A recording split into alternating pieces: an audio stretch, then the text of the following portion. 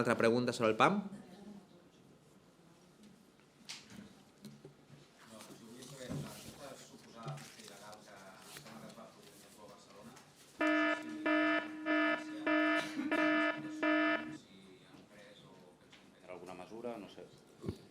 Ens ha arribat informació per part de TMB. Sabem efectivament que es va produir un aldarull, allà una concentració al metro, a la línia 4, entre Sant Jaume i Passeig de Gràcia. Jo encara no he pogut veure les fotografies, les imatges que hi ha d'aquests aldarulls, però sé que TMB, amb raó, s'ha condemnat aquests fets, que són uns fets totalment injustificats.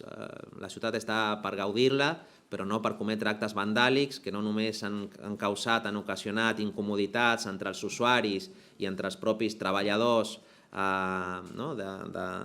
TMB, sinó que també han provocat destrosses, pel que m'han explicat.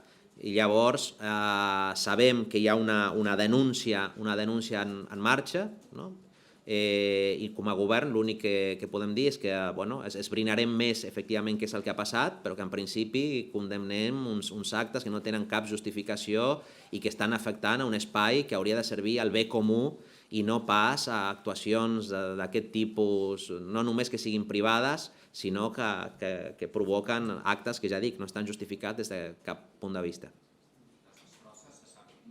No estan quantificades encara. S'està fent la quantificació.